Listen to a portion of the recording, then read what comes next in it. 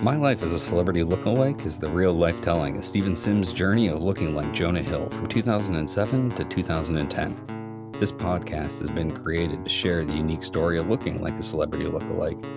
In no way has this podcast been created to disparage, humiliate, or destroy Jonah Hill.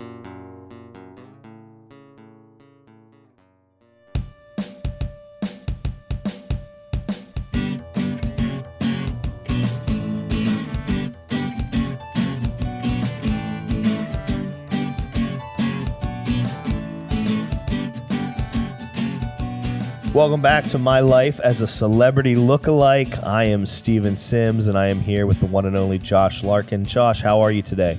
Always good. Always good when I'm with you, especially when we get to sit down and talk about these kind of stories and reminisce about our olden days when we were both skinnier and handsomer. I don't know about you, but I was never skinnier. You know, it was funny. I was thinking about that today because Jonah Hill is not fat anymore. Jonah Hill's quite skinny, and even though he's fluctuated over the years, he keeps pretty in shape, where I do not choose to exercise or not eat Arby's for breakfast on a Saturday morning. I've tried, but every time I have cared about my health, the rest of my life has gotten significantly worse. So I find that it balances out if I just don't care about my health. Yeah, you know, it's the soul that keeps you alive. Well, glad we're off to a fresh start talking about weight. You know, we are the podcast here that talks about my life as a celebrity lookalike and looking like Jonah Hill from 2007 to 2010, and of course beyond. But the story we're going to tell is through those 4 years. And I guess we'll give a little background real quick on how Josh and I know each other. We talked about this in episode 1, but Josh and I went to college together in 2002. It was short-lived, the college friendship, because Josh ended up not coming back after Christmas break. No, I came back after Christmas break, but very ever so briefly, because they had a conversation with me in January, and that's why I left in early February, because I came back and they were like, you're on an academic scholarship. I wasn't paying to go to school, and it was a very expensive school. And they were like, you have to go to class. And I was like, I don't want to do that. And so I just left. So I don't even think you said goodbye that day. And to this day, I'm still heartbroken. But we have a guest on the show today that has a similar story, which we'll get to in a minute. His name is Michael Roach. And I met Roach at Robert Morris a few years after Josh left, probably around 2005. And Roach was already at Robert Morris for a few years, but we didn't really make contact till the fall of 2005. And, you know, I don't think we should waste any more time, Josh, because Roach is probably going to be the best guest of this entire season or this series, because Roach literally went through the Jonah Hill stuff hand in hand with me, especially at the beginning. And I'm really excited to bring him out. And he's backstage right now drinking all the orange whips. Here he is, also from Pittsburgh, ladies and gentlemen, Michael Roach. What's up, Roach? Am I still muted? It still says I'm muted. How you guys doing? No, you're good. You're back. You're on. We can hear you. Can you hear us? Yeah, I can hear you. We're doing good. I was just, I'm not sure if you heard or not, but I was just talking to Josh. You know, Josh and I's history is pretty simple. We had a good 3-4 months together in college. And then Josh came back from Christmas break, was told he has to go to class, refused to go to class, and immediately left college. And it's funny, I bring that up because when I first met Roach, before meeting him, this was, you know, senior year now of college, cut to 3 years later, and I'm sitting in a class with Dr. Grant. I think that's who it was, Roach. Yeah. And Dr. Grant starts it off. He goes, hi, I'm Dr. Grant. I failed out of the University of Pitt with like a 0.3. I'm going to pass it to you. You tell me your name and one fun fact. And we're going around the room, and it gets to this guy, and he goes, hi, my name is Mike Roach. I got you beat, Dr. Grant. I failed out of, I can't remember if it's Ball State or Peru, but you failed out of one of them with a 0.0, I believe. And similar to Josh, didn't return to college. Well, I did return to college multiple times. I was not allowed to return to that one. That was Purdue. It was just like Josh. That was my first semester of my freshman year. I was already on academic probation because of my last semester of high school. I decided, since I already had been accepted to school, I didn't need to, do anything for the last semester of high school. So they immediately put me on academic probation, and they were right in doing so, because I just continued to not want to go to class. Um, and I wish I had 5 Fs, but I accidentally went to one of the professors and got an incomplete instead of an F. And it's haunted me ever since. I could have just been 5 for 5, but now I'm like 4 Fs and 1 I, that's the biggest blotch on my academic record. I like that we have that much in common, that we both decided to fuck off, but you decided to do it well before I did. And it really shows Sims's taste in best friends in college. Like, this is the guy I want to hitch my wagon in my future to. You can't even be bothered to show up. Well, it's funny, I don't have much recollection of Josh and I sitting around and talking about the future of moving to LA and the plans that we had, as I do with Roach, because I ended up doing it with Roach. And some of that stuff we talked about did come true. Some of it we never in a million years expected it to happen, and some will never happen. But you're right, Josh, because I remember, fall semester senior year, and Roach, we don't have to include this, and you can tell me later to take it out. But if I'm correct, you were ready to graduate in December of 2005. But you figured, well, why would I? Pretty sure these were your words. Why would I graduate in December? That's jag. You're supposed to graduate in May. I might as well take one more class. So you worked it out so you had 1 or 2 more classes in the spring semester, and you graduated with me. Actually, I think it was the opposite. I was on pace to graduate a semester later than we actually did. And that's when I was in was like the communications, but the graphic arts track or something. And I was like crunching the numbers, and I saw that if I had switched to just general mass media, I could graduate a semester early. And I thought, well, that makes more sense, because it is jag to graduate in December with nobody, And so I moved it up. I would have graduated a semester after you. This just proves, and this is why Roach is on this podcast, I've just taken stories and have made up shit. This whole podcast could be farce and fake. Jonah Hill might have never been a part of my life, and Roach is going to clear that up right now in episode 2. But yeah, Josh is right. I did hitch my wagon to, as to me, it's like Einstein. I don't give a shit how you are in school. I can just see it. Big brains, big personalities, big smiles. In my defense, I was upfront and honest when we first met. The first time Sims and I met was in a class where we were in the same group, like a study group. And when I went over to introduce myself to the group, I said, "My name's Mike. I bring nothing to the table," and it's true. And Sims loved it, and he just didn't care. So I think Josh is right. Sims has real bad taste in finding partners in crime. That is how we met, Josh. We met at Robert Morris years after you departed, in whatever communication classes we were in that second to last semester. And immediately after I remember when Mike came to that meeting and said, I have nothing to bring to the table, but I want to be a part of this film group, or this group that we were forming for this class. And I remember being like, hey, you're the guy that had the worst GPA than Dr. Grant, who failed out of Pitt. And just remember thinking, this guy, I gotta hang with this guy. There's something about him. Yeah, this is my ticket right here. I mean, immediately after that, we became friends. And I mean, I started skipping fraternity meetings to go hang out at Roach's off-campus, Matthew McConaughey, Dazed and Confused style apartment. I didn't know that many people that lived off campus. So it was, leave campus, go hang out with Roach. Roach introduced me to great music, and we talked about what would later become what was our production company, Falco Films, and plans to move to LA. And I remember we used to always say it was baby steps to LA, because I was always in a hurry. I was ready to I would have left like that without even. I just would have ready to left the day after graduation. But Roach went to LA years earlier. And I think that also really kind of like resonated with me too. I don't know, Roach, if you want to talk about your first trip to LA. Yeah, it wasn't a long trip. I packed up my car. I moved to LA. The first day I was there, I found an apartment. Not my own. I was renting, somebody's room in their apartment.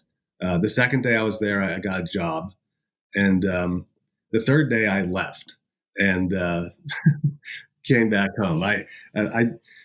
Long story short, I was on the roof of my apartment, and I was thinking, like, why the hell did I come out here? What made me think that I wanted to live in a major city like this? Coming from a life in the suburbs.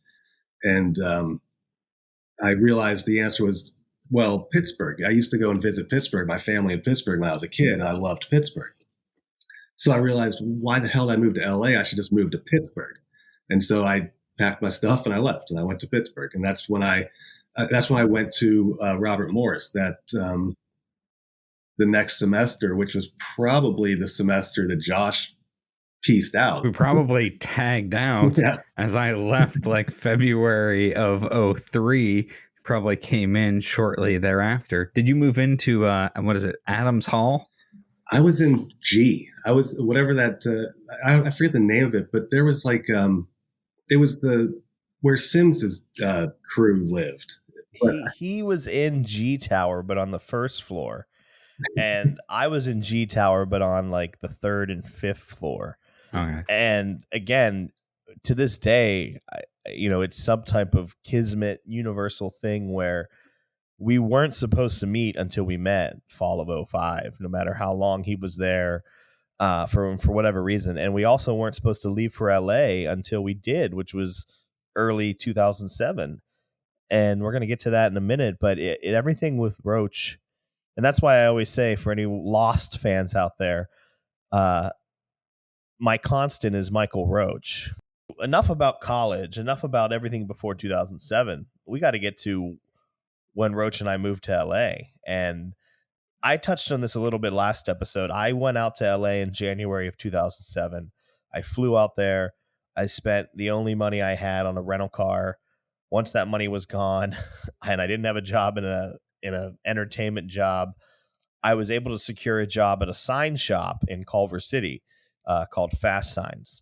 Was working for a guy named Clint, but I had to go back and get a car. And at the time, I also had to get Roach, because that was the plan, that we were going to LA together. And even though I went out in January to kind of test the waters and to maybe get a job and get things settled, and although it didn't work out exactly like I thought it would, I had to pick up Roach. And Roach was in Indiana at the time, out of college. We were both done for about 6 months.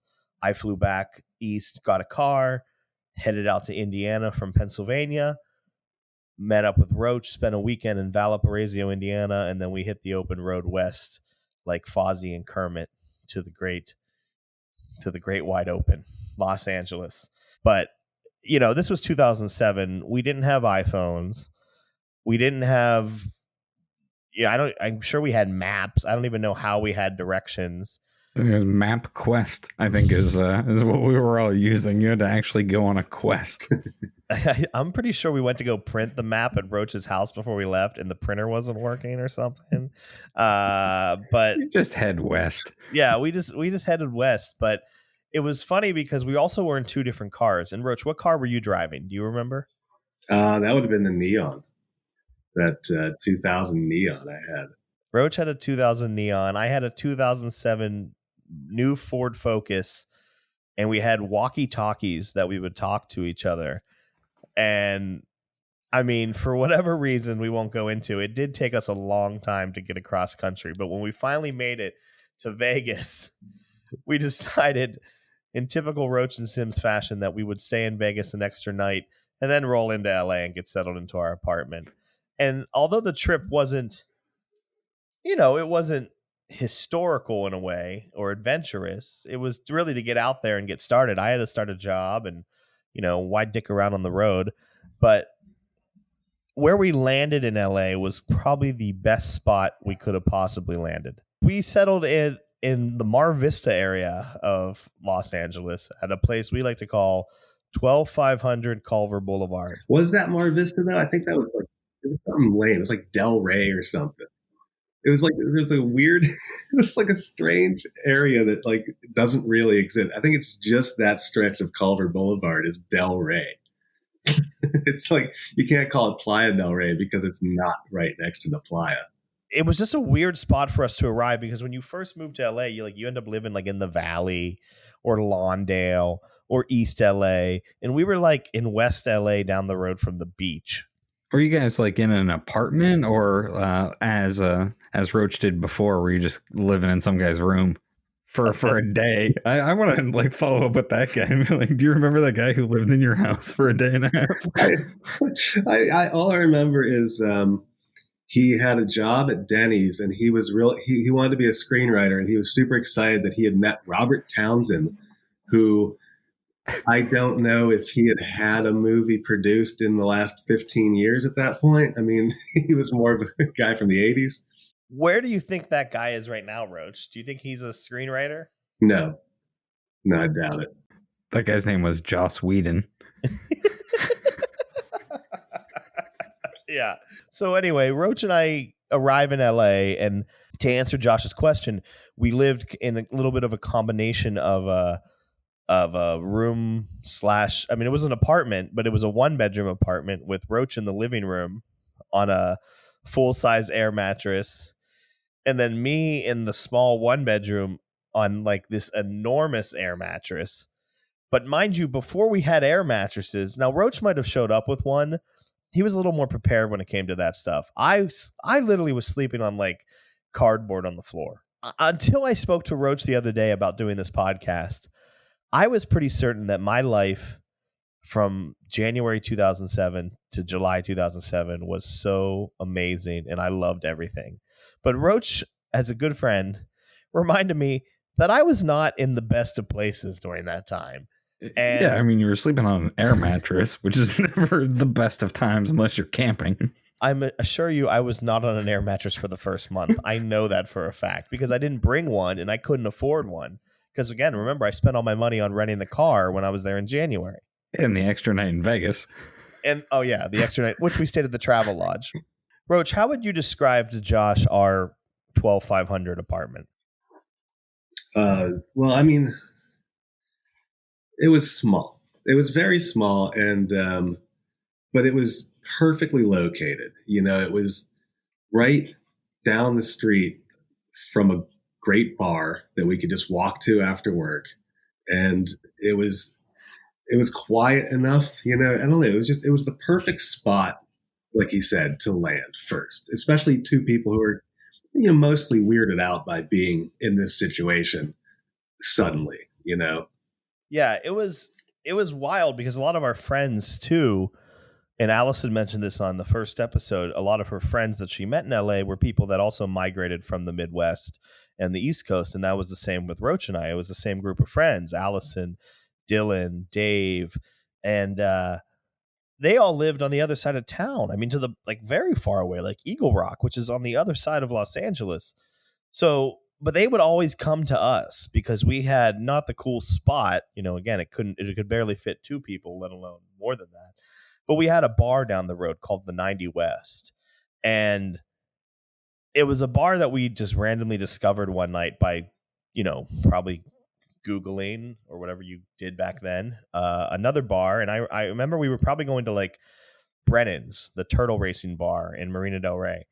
And as we were driving down the road, we saw 90 West inside this mini mall outdoor complex, and we just pulled in and we went in, and it just kind of became like what Roach used to call our living room, like our place to hang out. We would go work all day and then we'd get off, and we worked together at a sign shop, which we're going to talk about, but we would work all day and we go hang out at this bar, and it just was that was the way of life in 2007.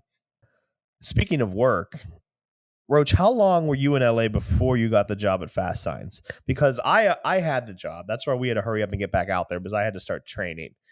But you didn't start the job with me until a month or 2? I just looked it up. It was May, middle of May. Middle of May. That would make sense. Because I remember you would come in the sign shop and like do like help out for a while. You were like freelancing, like we were testing you out. And I mean, it was obvious you were going to get the job. You were my roommate, and Clinton didn't have anyone else that wanted to work at that damn store. So it was like, you were going to work there. But then June rolls around, and Josh, we might have talked about this early on in our first episode, but I left the movie theater, and my friend Julia was like, "Oh my God." And she points to the billboard in front of me and goes, "That looks just like you." And it's the Superbad billboard with Michael Cera, who I knew as George Michael from Arrested Development, and this guy who looked just like me, curly hair, heavy, no beard, and he was in like some disco outfit. And yeah, like the cowboy shirt. Yeah, the cowboy shirt and like the disco pants. And I remember going home that night, and I think I forgot to mention at this point, Brad, our friend, moved in with us. So we had 3 people living in a 1-bedroom. So even though I had a room, Roach had to share his living room with Brad, who was like sleeping practically in the kitchen next to the garbage can on an air couch. Yes, air couch actually exist. But that same night, Brad decided to watch Schindler's List in like the room where like everyone lived. And I'm at the movies. So Roach leaves and goes to the roof to talk to his mom. And I'll let Roach pick the story up from there. And I was up on the roof, which was another great feature of this apartment complex. You could just kind of pace around on the roof and look out over the city. And I'm up there talking to my mom, and she's asking how it's going.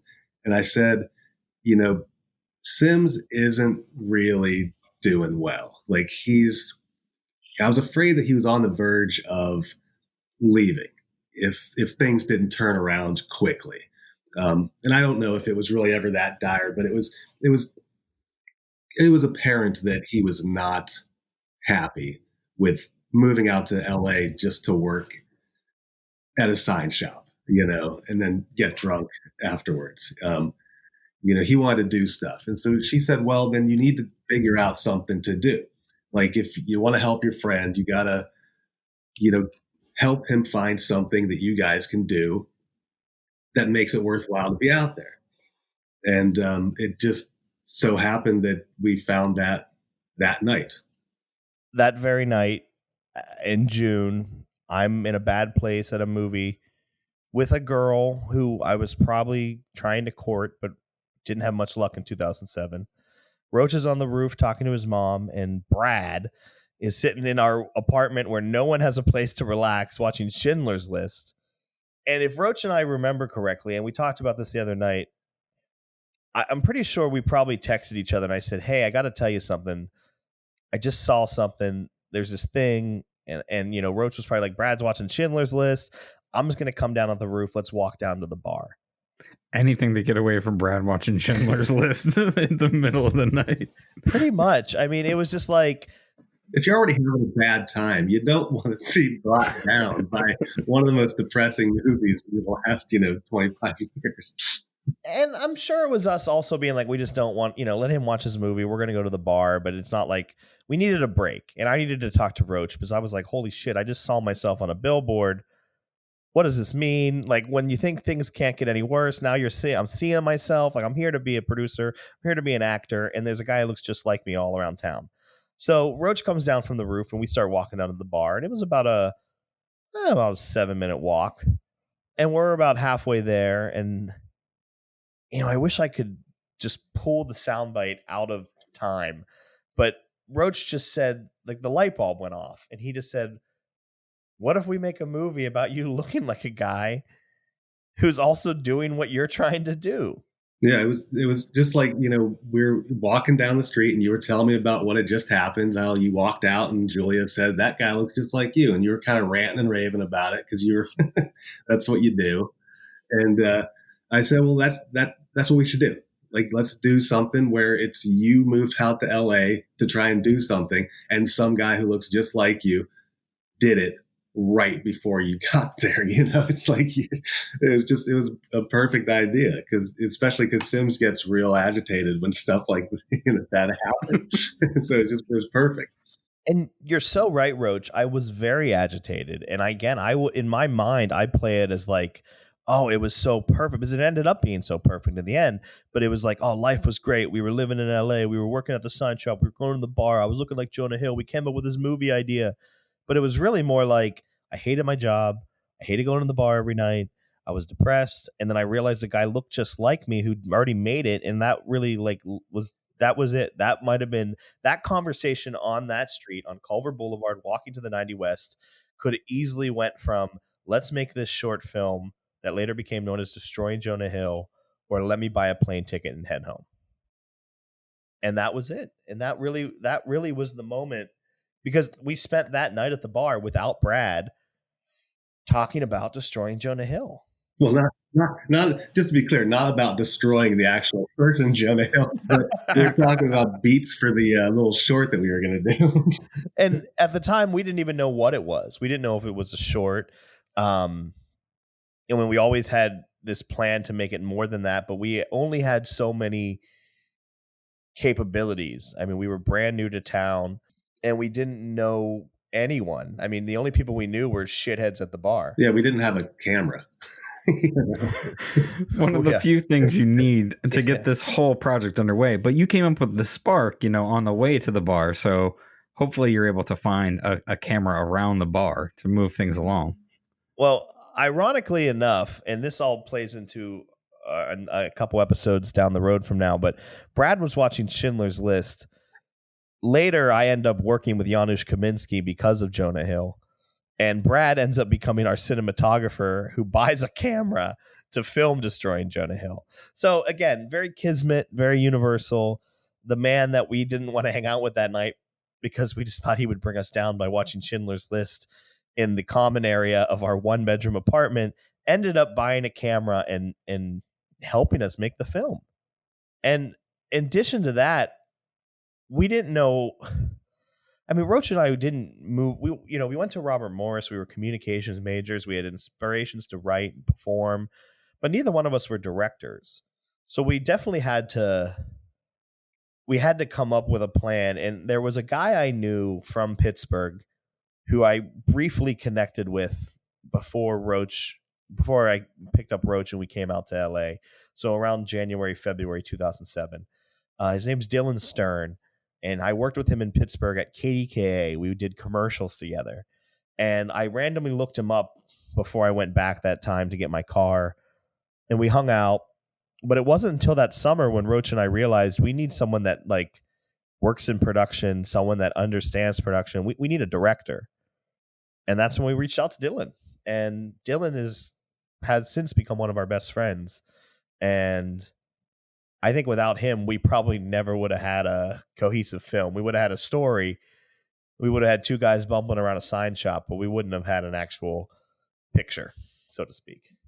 Now, when you guys are out there and you're working at Fast Signs and you get that idea, at the bar to go forward with this and you start to get your notes together, how long from there to actual filming is this, great lightning strike of an idea take to get underway? 2 months, 3 months? 2 months. 2 months, yeah. I think we were filming it in August, right? We filmed it. We filmed it either the weekend before Superbad came out or the weekend Superbad came out. And I want to say the weekend before because it took 2 weekends to film. I'd have to look at my notes. I think Roach is looking right now. It was August 11th. That was the first day of shooting at Fast Signs. Let's see. August 11th, is that 2007? Yeah. That is 8 days after my daughter's birthday. So the day my daughter is born, the 8 days later, you guys are under production. So that really helps to explain the disconnect. And Superbad came out on August 17th, 2007. Well, I'm sorry, I didn't remember that we did it before it even came out. It did. That was our one timetable. And to answer Josh's question, I remember coming up with the idea in June, immediately spending that next morning at Fast Signs not working, just writing sketch ideas for this. and Clint being like, why is nothing getting done? And we're just writing ideas, which kind of also plays into what the movie is about, us just jerking around at the sign shop. But I remember we needed to get Brad on board and we needed to get a camera, and he took care of that. We needed to get Dylan on board. So like we kind of used the month of July for pre-production, which we probably didn't even know what pre-production was then. And then we filmed the week before Superbad came out. And then we filmed the weekend Superbad came out. And that's really what it was. Our goal was that we wanted to work in the entertainment industry. We did not want to work at the sign shop anymore. But all we knew was a sign shop, a guy named Brad and a guy named Dylan, and a few other characters that came in and played other roles in the film. Will Stevens, Dave Brock. We had someone else in the film that Brad brought. Do you remember the girl that was reading the book? Oh, yeah. She ended up going off to become a pretty popular comedian. Really? Yeah. I should get her on this show. I can't remember her name, but someone years later, Eli Braden, who writes for the Howard Stern show, him and I had lunch, and I told him to check out Destroying Jonah Hill, which you can check out at destroyingjonahhill.com, still available. I can't believe you're still paying for those rates. I'm not paying for those rates. I moved it to Vimeo, but I was paying for those rates for a very long time, like a fool, like a damn fool. But Eli Braden texted me after he watched the short, and he goes, "Oh my gosh, I can't believe you had so-and-so in your short film before she was famous." And I'm like, what? Like, what? I don't even know who that is. I can't remember her name. I'd have to look it up. Dave Brock played Dave. Mike Roach played Mike. Steven Sims played Steven. Will Stevens played Gil Blackburn, which was a version of Clint, because we wouldn't let Clint actually be in it other than a dumb role at the end where he had a surfboard or something. I can't remember. And then Anna Castellazzi. Anna played Liz. And a shout out to Anna, because we never, out of everyone in that film, we never really connected with Anna after that. And I hope she went on to do amazing things. And then we obviously didn't credit the one person that went on to become famous, because she was Brad's friend, and we had a falling out with Brad later. And so, yeah. Maybe she removed her name from it. She probably removed her name from it. Reported it to IMDb. These guys are claiming that I was in this. So there's the story, Josh. Not sure if you have any further questions, but I was with Roach when he came up with the light bulb idea for Destroying Jonah Hill, which we're going to talk about in episode 3. And Roach was with me through the, as I like to call, the dark days of early LA.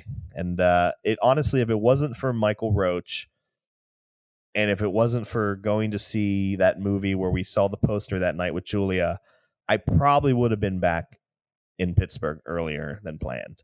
I think you owe a lot to Michael Roach's mother, as much as anybody else in that story as well. For once again, he's on the roof helping you contemplate life in LA rather than his own 3-day stint, and saving you from the exile of having to shuffle back to Pennsylvania.